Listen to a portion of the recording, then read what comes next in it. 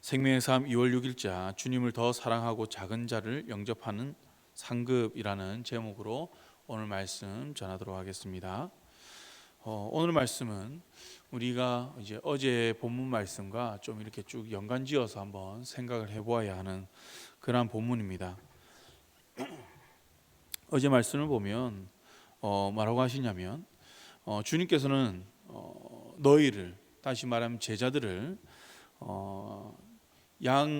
제자들을 보냄이 양을 이리 가운데로 보낸가 같다라고 말씀하시면서 뱀같이 지혜롭고 비둘기같이 순결하라고 말씀하셨습니다.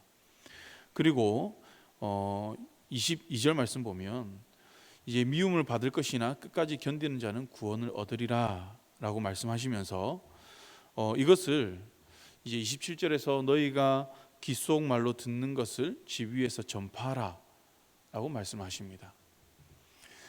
이를 통해서 제자들의 삶이 어떠해야 하는지를 말씀해 주는 것이죠. 그래서 오늘 말씀을 보면 그 시작을 어떻게 하고 있습니까? 내가 화평을 주러 온 줄로 생각하지 말라라고 이야기를 하죠. 참 이게 의외의 말씀을 합니다. 그러면서 주님께서는 우리에게 검을 주러 왔노라 라고 말씀합니다. 이것을 보면서 우리는 이 땅은 제자의 삶을 살아갈 때에 우리가 정말 무엇이 필요한지를 우리가 알 수가 있습니다.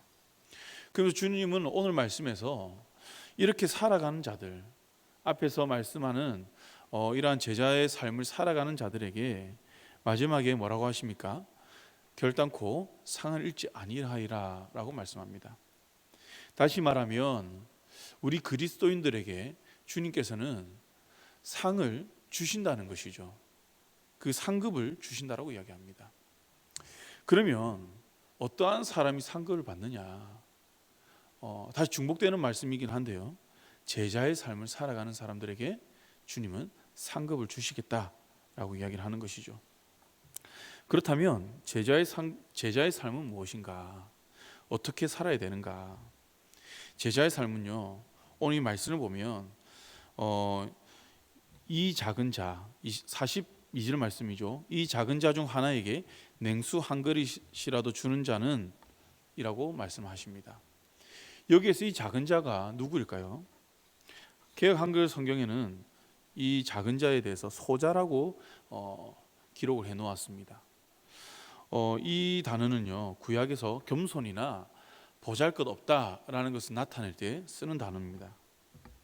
그리고 당시 랍비들은 작은 자들, 이 작은 자들을 미숙한 생도들 이렇게 생각을 했습니다. 그래서 어떠한 자격 미달 그런 의미로 이러한 단어를 썼다는 것이죠.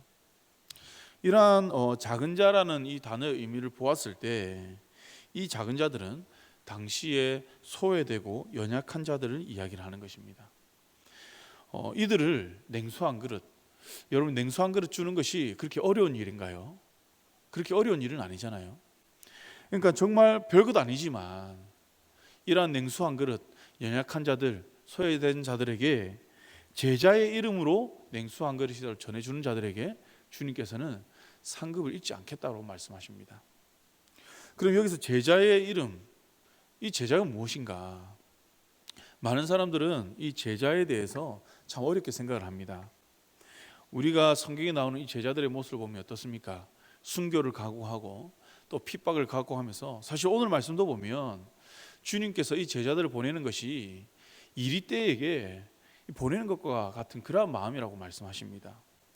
그러면서 무엇을 준비시키는지를 말씀하시고 있는데요, 이처럼 제자들은 뭔가 대단한 것을 해야만 우리가 제자라고 생각을 합니다. 그러나 오늘 여기에서 말하는 제자는 무엇이냐, 제자 이름은 무엇이냐, 그 앞에 나오는 선지자나 의인과는 다르게 그냥 평범하게 예수를 믿으면서 그 삶을 살아가는 사람들을 이야기한다는 거예요.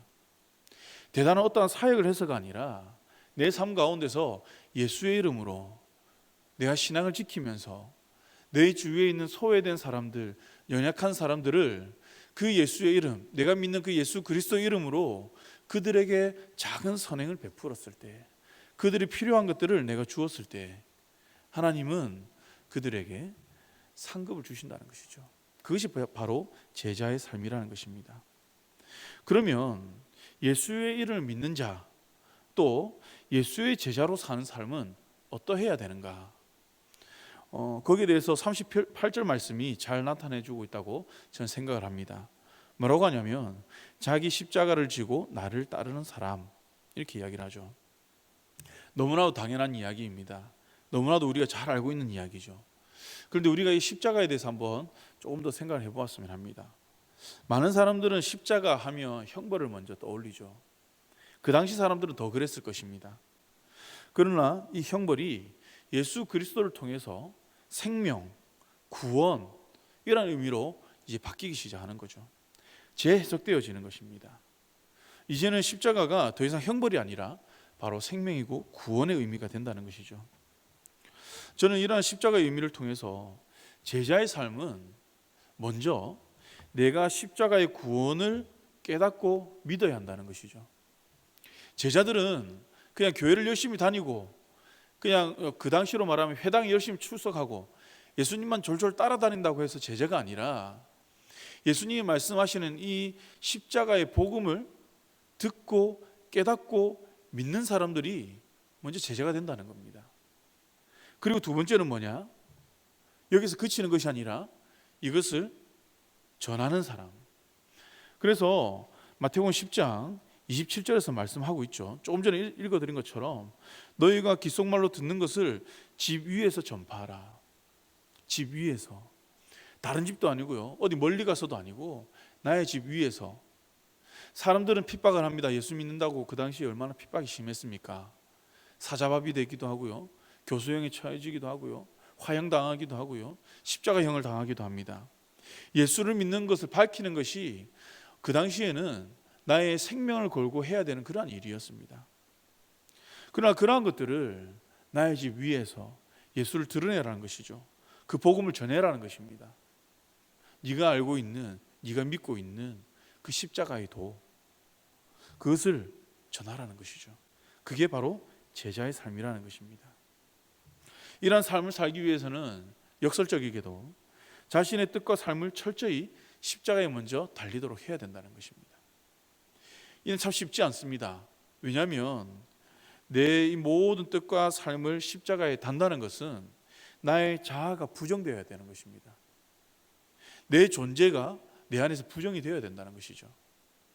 그리고 내 자아와 주님이 가르치시는 그 말씀이 충돌을 일으킬 때, 그때는 어떻게 되느냐?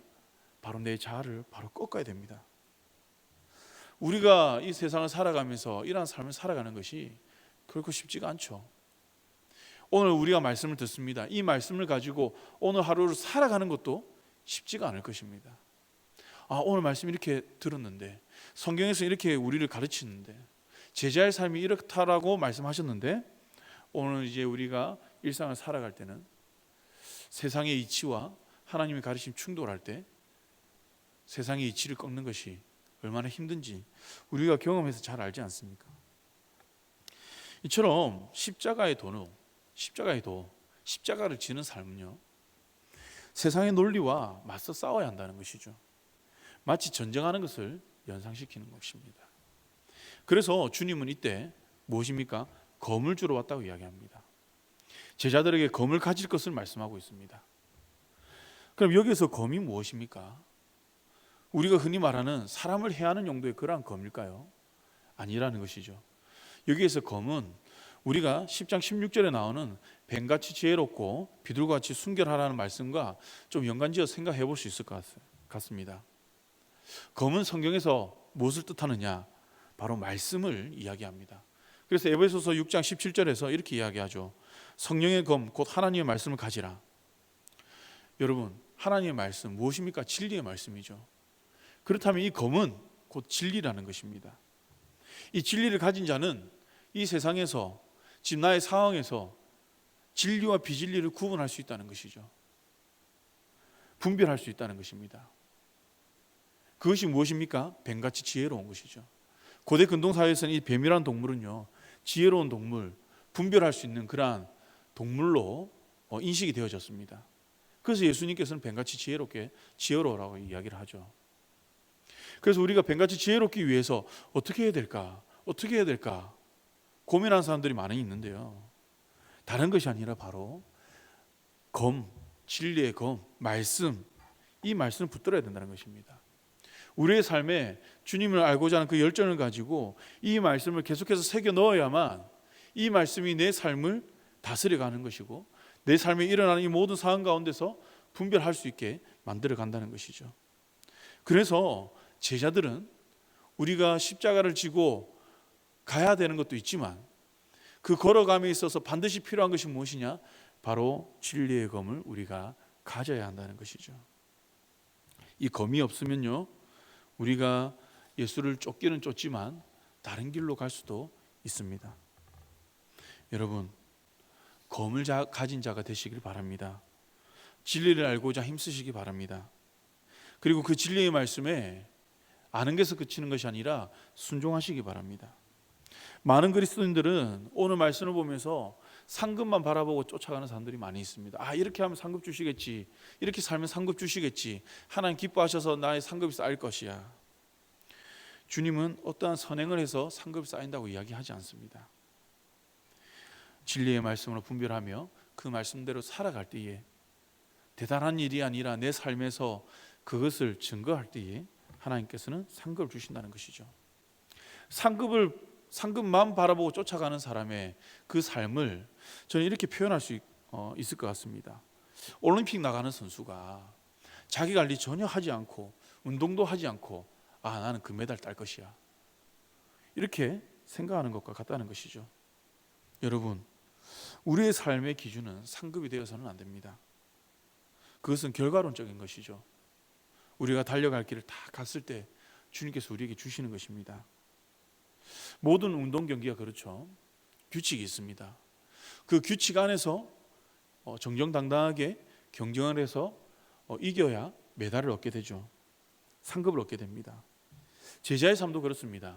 제자의 삶도 그냥 내가 매 예배만 참석하는 것이 아니라 내가 그냥 정해진 것 어떠한 선행만 한다고 해서 제자의 삶을 살아가는 것이 아니라 주님이 주신 그 규칙, 그 율법, 그 말씀대로 우리가 정확하게 살아갈 때에 우리는 주님이 주시는 그 상급을 잃지 않게 되는 것입니다. 사랑하는 성도 여러분, 이제 말씀 맺고자 합니다. 우리는 검을 통해서, 다시 말하면 말씀을 통해서 하나님의 뜻을 알 수 있습니다. 그리고 분별할 수 있습니다. 그리고 내 삶의 여러 문제들, 현상들을 우리는 분별하고 순종할 수 있습니다. 이러한 과정 가운데 때로는 오늘 말씀이 나오다시피 우리의 가장 가까운 가족, 친지, 친구, 직장 동료, 거래처 사람들 또는 여러 상황들이 진리를 따르지 못하게 할 때가 많이 있습니다. 그래서 오늘 말씀 보면 가족이 원수가 된다고 이야기하는데 사실 이 말씀은 어제 본문에서도 본문과 연결되어지는 거죠. 어제 본문 21절 말씀 보면 장차 형제가 형제를, 아버지가 자식을 죽는 데에 내어주며 자식들이 부모를 대적하여 죽게 하리라. 이 말씀 보면서 저는 그렇게 생각합니다. 지금도 중동 지역은 어떻습니까? 명예살인이라는 것이 있죠. 예수를 믿으면 그 가정의 명예를 지키기 위해서 죽이기도 합니다. 너무 비약적인지는 잘 모르겠지만 그러한 고통이 따를 수 있다는 것이죠. 예수를 믿을 때에. 물론 우리의 생명을 앗아가는 것이 아니지만 또는 달콤한 말로 우리가 진리를 따르지 못하도록 우리 주위의 사람들 또 나와 근접한 어떤 상황들이 진리를 따르지 못하도록 요구할 수도 있습니다. 그때 우리는 어떻게 해야 되겠습니까? 내 자신을 십자가에 세워야 할 줄 믿습니다. 내 이성과 상식보다 주님의 뜻을 먼저 선택해야 된다는 것이죠. 그러기 위해서는 우리가 주님께서 우리에게 주신 그 말씀의 검, 이미 주어진 그 검을 가져야 할 줄 믿습니다. 그래서 우리가 이 검을 가짐으로 제자의 길을 가고 또 이 제자의 길을 가다가 고통 가운데 멈추는 것이 아니라 22절 말씀처럼 견디는 자는 구원을 얻으리라. 힘들지 않다고 이야기하지 않았습니다. 견디는 자들, 고통 가운데서도 진리의 말씀 붙들고 끝까지 말씀에 순종하며 견디는 자들에게 주님께서는 제자의 상급을 잃지 않겠다고 말씀하셨습니다. 오늘 하루도 우리가 이 말씀을 붙들고 주님이 주신 말씀을 붙들고 또 이 말씀에 순종하고자 결단함으로 오늘 우리에게 주신 그 약속들, 제자들에게 주시겠다 약속하신 그 축복들을 오늘 하루도 온전히 누리는 우리 모든 강연의 성도님들 되기를 주님의 이름으로 간절히 축원합니다.